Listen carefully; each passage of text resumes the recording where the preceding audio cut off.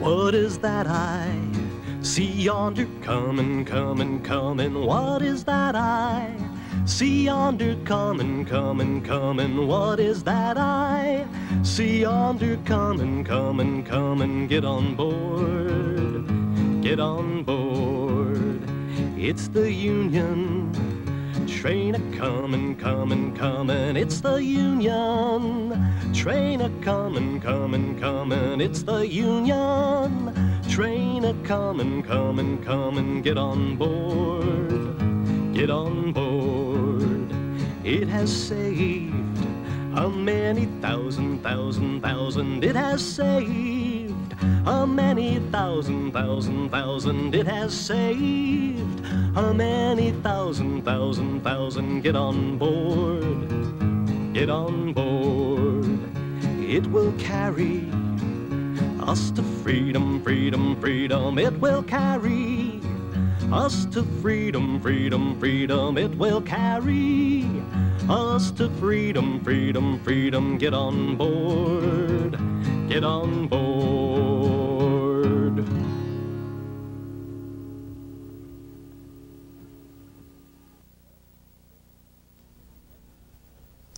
Welcome to Focus on Work. I'm Les Orear of the Illinois Labor History Society. This program is about the life and lore of a fascinating and unique group of railroad workers, the sleeping car porters. This is Gregory Leroy. Greg has had 4 years as a sleeping car porter for Amtrak, but now he's studying the history of the porters. Greg has a youth grant from the National Endowment for the Humanities to do some research on the porters, and we're sure that something very interesting will come out of Greg's new work, perhaps a book. Also, Anthony Overstreet. He's a retired Pullman porter with over 40 years in the Brotherhood of Sleeping Car Porters. That union is now a systems division of the Brotherhood of Railway and Airline Clerks. And Professor William Adelman of the University of Illinois, Chicago Circle campus. Bill's specialty is labor history. Now, Tony, it's obvious that a lot of changes have taken place since you first put on a Pullman Porter's cap back in 1937. But before we start talking about all that, we must remember there are a lot of people that don't know anything about what porters do. They've never even ridden trains, never mind a sleeping car. So we have a few pictures of porters at their work, and let's talk a little bit about those pictures. There are a couple of fellows making up a lower berth, I should think. Yes, they are, and that picture could be used as a publicity picture. And mostly it was just one man did a berth, didn't it? Yes. Didn't take two. No, just one man. Yeah. One man. What were the tricks to making up a berth? Well, we had quite a number of tricks. You learn them over the years. Now, that's a loose bed there that they're making. A loose bed? What do you mean by that? Well, at the wall, as you see, at the wall there, it's got to be about 3 to 6 inches loose, so that when a passenger... Loose of blanket and sheets, I see. That's right. That when a passenger sit on the bed, when they retire and they pull the cover over them, they won't have any covers that's not tucked in. Oh, I see. It'll be a nice, soft, loose bed that they can climb into without having to pull the sheets and all apart. That's okay. Right. How long does it take you to make up a berth? About 3 minutes. 3 minutes flat. 3 minutes. And what's happening here? Well, there's a porter. He's demonstrating to the passenger the facilities for the that particular bed, which is a lower. Right. Here's 2 gentlemen that called for the porter. He's in there taking their order. It could be for drinks or it could be for dinner. But he's carrying out his duties like he should. Now here's the Pullman conductor and a porter with their call cards. Now they're going over how many passengers, where the passengers are going, especially the destination of the passengers. And this is very important. Well, some of these fellows have to be put off the train at the right stop, don't they? That's right, sir. That's right. Uh-huh. And here? Here's two men checking. One is getting ready to go off duty. Usually before we went off duty, we always check with the man that we wake with. As if, say, the chap in the next car. That's right. So if he had any shorts is destination. I see. And if I had any, he would be able to give them their right call and put them off at their right destination. While you were taking your nap. That's right. Now, here's this porter here. He's buzzing the buzzer to this room. He's awakening someone because he's getting them ready to let them know that there are 30 minutes or 20-minute call that's on that call card there. Before the station stops. That's Okay. right. Now, this is something I have always admired when I was a porter. Yes. I'm a firm believer in service. And at night when we check our cars, we would always look to see if our passengers would leave their shoes to be shined. Because some shine shoes might help the tip. that's absolutely right. Now you see where I'm coming from. Yes. And then there are some other services, like a pillow and... Yes, pillows. We always put our pillows in the morning when we put our rooms or our berths away. Yes. For the passengers so they could rest at ease during the daytime. Now, telegram. Telegram is very important to your passengers.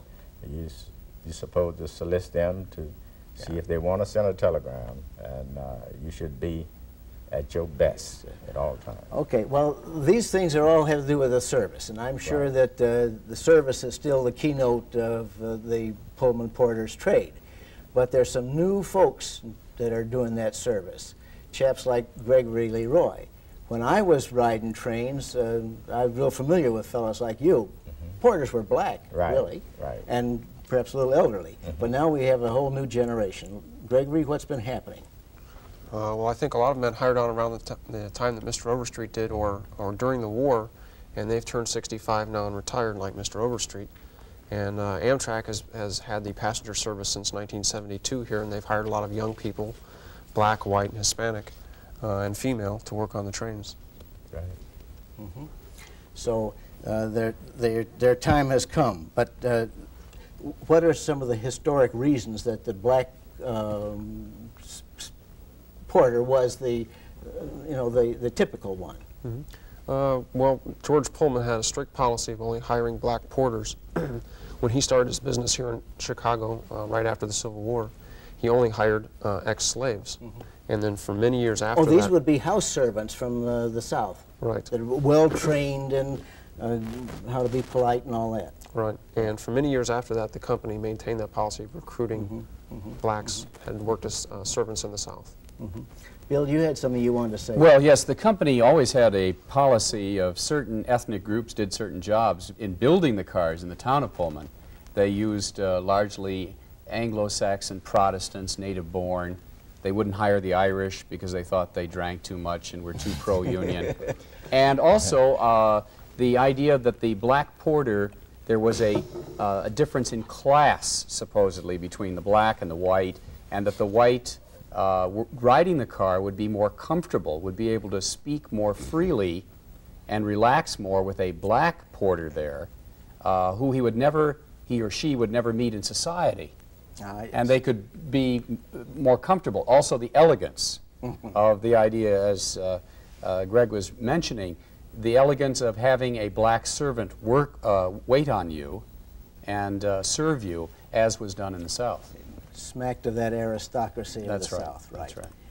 Well, Tony, I suppose that the porter really was the low man in the hierarchy on the train, that he had to really take, well, he had the servant's job there.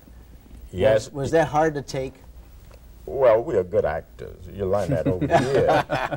And we were disciplined to a certain extent, and we knew how far that we should go and how far that we shouldn't go. But I enjoyed out there while I was there, and if I had to do it again, I think I would do it again. I'm sure you met some interesting people while you were in your trade. Yes, I did. Like whom? Well, we used to hold John Wayne and Pearl Bailey. She used to ride with us all the time. That's right. Well, Bill, the problem of why black people found the Pullman Porters trade to be the best one they could get into. Well, there were other jobs were not open to many blacks, and this was a job that gave them a chance to travel a great deal. It gave them a chance to meet people, just as you mentioned, interesting people. The black porter was generally well educated, and eventually would become the kind of aristocracy, if there is such a thing, of the black community, because they were able to travel around and were envied and looked up to by many people in the black community. So that the porter was really sort of a part of the upper strata of black society. Outstanding, I would say. Outstanding. Well, it is ironic that so many well-educated black men in that period of before the, well, in the 30s, 20s, were unable to find work in the professions. And so these men who otherwise would have headed for professions made a profession out of portering, out of being a qualified servant. Right. Yes. There's a question that I've wondered, though, and that is why it is that people who were at the top of their social structure turned to a union, the Brotherhood of Sleeping Car Porters. How did that come about? Well, this was something that Mr. Milton P. Webster and A. Philip Randolph, they had organized back in 1925. And the biggest struggle that they had with the union was between 1925 and 1937. When I went into service. What were the problems that the people faced that they wanted to have a union? Well, they faced many problems. You would work 24 hours straight at the discretion of a Pullman conductor. You was called all kind of names at certain times. And the conductor would be white. Well, that's right. White at all times. Yes, we were qualified to be conductors, but we were never elevated to that position. So in those days, we worked for $15 a week, and there was so many problems, and that the union was the only thing that would get this thing straightened out. Well, Greg, would you take up the story of how the union came to be? Yeah, there had been some earlier attempts to unionize the porters. They succeeded during World War I when the railroads were nationalized in getting a hearing before a congressional committee, getting a small raise. But when the railroads took the passenger service back after World War I, the porters had no platform to be heard on, and finally some porters in New York in 1925 solicited A. Philip Randolph, who had never worked a day in his life as a porter, to head up the new Brotherhood of Sleeping Car Porters. They wanted him because he couldn't be fired. He was an outsider, and he was known as a very eloquent and powerful socialist propagandist in Harlem. The other man they turned to here in Chicago was a man named Milton P. Webster, who had worked about 20 years on the railroad himself as a sleeping car porter. At the time the Brotherhood was born, he was hesitant to get back into organizing, though, because he had lost out about 4 times before. He knew the company would fire everybody that tried to organize them. Finally, he agreed to help set a meeting up here in Chicago and let Randolph come and speak, and he was impressed with him. And yes, he was impressed with Randolph's delivery and the things that he had to say. Yes, he was very impressed. Yes, and the two of them finally formed the real leadership team of the union. Bill, maybe you'd say something about Randolph's background. Well, he of course was from a, his father had been a minister, And it's rather interesting that there have been so many leaders in the black community who've come out of that kind of tradition of being a minister. And so this was important. Well, let's talk a bit about Webster. Okay. Very different man from Randolph, not well educated, forced to drop out of high school to support his family. Heavy set, loud, cigar chomping, South Side Republican, compared to Randolph, the eloquent socialist, slender, very eloquent sort of person that he was. And they were very different people because of Mr. Webster's conservatism. But Randolph gradually grew to respect Webster's power as an organizer and his strength as the base division here of Chicago, being the largest group of sleeping car porters in Chicago. And by about 1929, their leadership roles had been defined. So they made a good team. The chemistry worked fine. Yes. All right, but the problem of bringing about the union wasn't just a matter of having two bright guys working together. There was a real struggle to deal with the opposition from the company and the community. Right. Would you go into some of that? Sure. The Brotherhood at first gained very little sympathy from the black press and only a little bit from some of the white liberal press like The Nation. Here in Chicago, the Defender, which had been supported by porters distributing it in the South and increasing its circulation, for a few years didn't support the Brotherhood. And then You mean opposed it? Opposed it editorially. But finally that changed. And the Brotherhood had a job of trying to appeal to the morality of the public, because legally they didn't have the protection that all the other railroad workers had. Finally, the only way they could get relief was to get an amendment to the 1926 Railway Labor Act to get sleeping car companies covered by that act. Well, now, all of the other railroad crafts, the engineers and the brakemen and the conductors, they had all had unions long before. Right. And they had the protections of a federal law? Right. The 1926 Railway Labor Act had guaranteed their right to elect representatives to negotiate working conditions for them. But the porters didn't have that kind of law? No, the sleeping car companies were excluded from that act. So that by reason of perhaps the influence of the Pullman Company, yes, the law, when it was written, left the porters clear out. Right. So in 1934, the porters finally succeeded in getting the act amended to specifically include sleeping car companies. They won a representation election in 1935. It took them 2 more years to hammer out a contract with the Pullman Company, and in 1937, 12 years to the day after the union was born, they signed a contract. And it was the first black international labor union. Well, Tony, that's just the moment when you came on the stage, or rather got on the trains. You came on just a few months after the contract was signed. That's right. And what were the changes that you knew of? well, it was many changes. I discovered we had an organization that didn't beg, and all our programs that we were assessed, we were glad to be assessed and to put money, to pay money into it, because we all knew at that particular time that we were doing a good job. And not only were we helping ourselves, but we were able to assist other people that was in the same situation as we. Well, Greg, you were telling me there's something about the change in hours that came about with the new contract. Right. The porters before the contract worked usually around 350, 400 hours a month, no overtime. After they got the contract, they were paid overtime beyond 240 hours a month.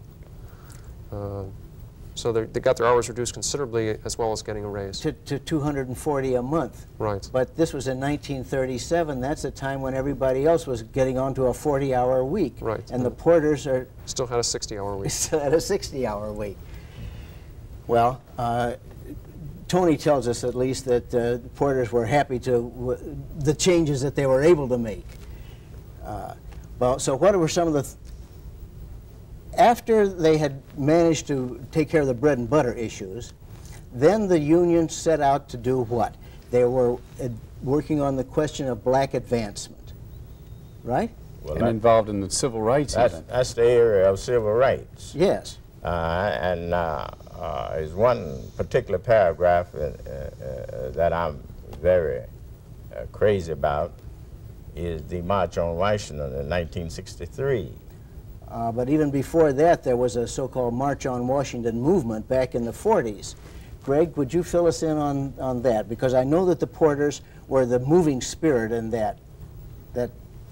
Yeah, built from the base of power that Randolph had with the sleeping car porters, he led a movement to threatening to march on Washington just as the country was gearing up to enter World War II. For what purpose were demanding an end to segregation in defense industries and defense contracts. And he won it.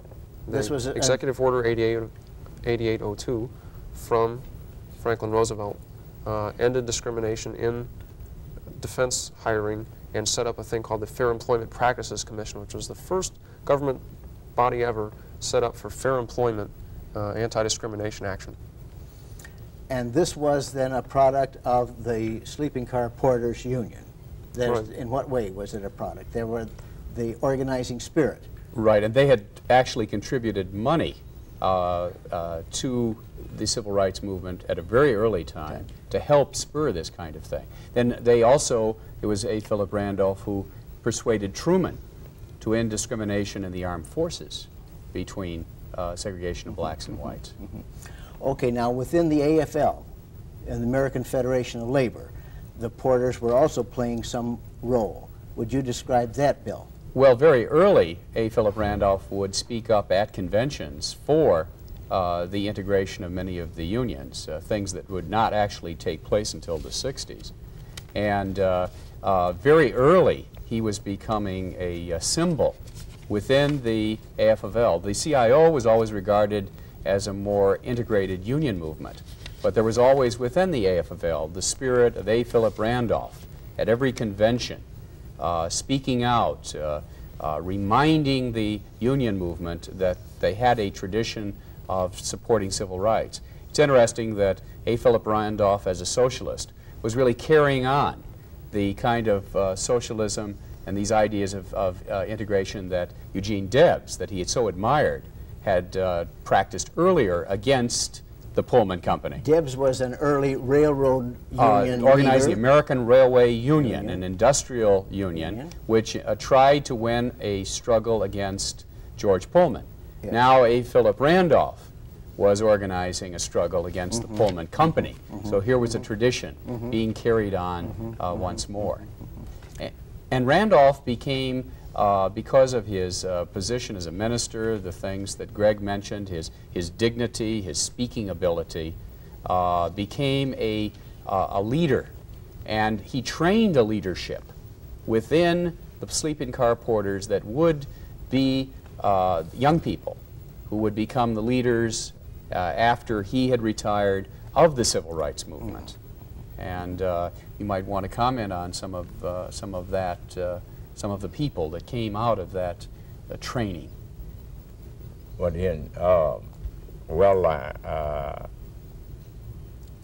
I know of quite a few people that is from the railroad family. Miss Patricia Harris, who is is with HUD. That's the, what's HUD? That's your housing that's the administration. Federal Housing Administration. She's a member of the President's Cabinet. That's right. And her dad is a ex-railroad man. And C.L. Dellums, nephew of Mr. C.L. Dellums of Oakland, California. And well, this Dellums now is a congressman, isn't he? That's right. From California. Then we have deceased Congressman Dawson, at one time worked as a railroad man. And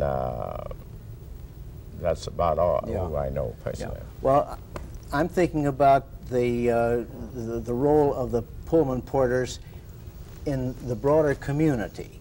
The Pullman Porters were part of the leadership in all these towns like Memphis and on into the South and Birmingham.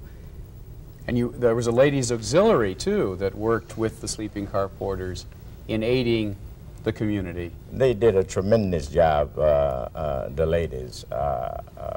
We can never forget it. The women folks in this battle that all through the years that was fought. And one thing that you didn't mention, that the Pullman Company organized its own union to fight the Brotherhood, the Pullman Porters Protective Association, which didn't last very long. Which was a company union. Company right. union, Was right. put behind us, yes. That's right. Right. Well, now let's talk a little bit about where the union has left a legacy for the people of today. How are conditions now? Conditions today are very good. We have a 180-hour work month now, very good wage, very good fringe benefits.